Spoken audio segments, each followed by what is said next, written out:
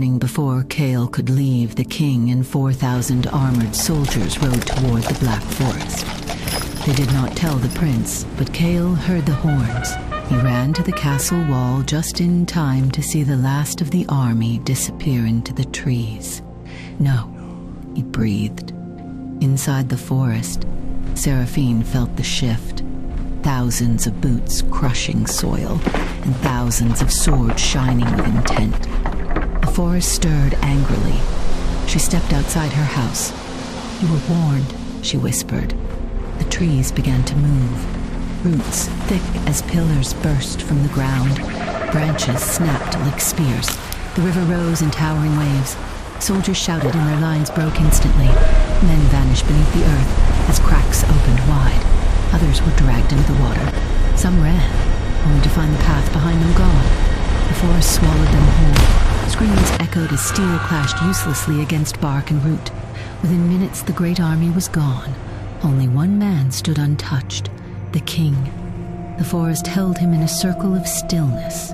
Seraphine appeared before him, her silver eyes glowing faintly. You lead men to death. You lead men to death out of fear, she said calmly. The king stared at her. "Witch?" "Yes," she replied.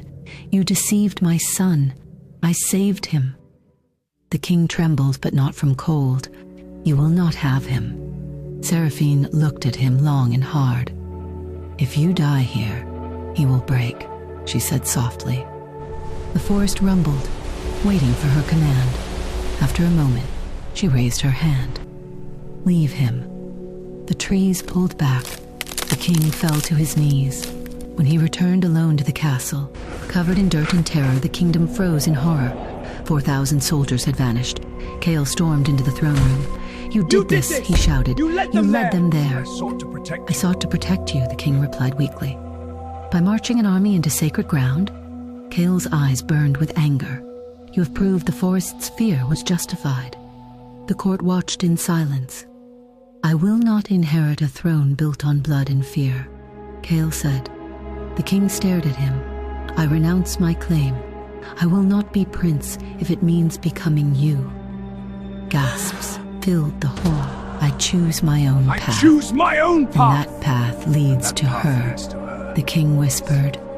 Yes, Cale answered. He turned and walked out. The king sat heavily on his throne. His kingdom was shaken, his army gone, and his son was slipping away. Fear twisted into something darker. That night, alone in his chamber, the king opened a hidden chest. Inside lay forbidden texts and books of black magic. If light could not protect his son, then darkness would.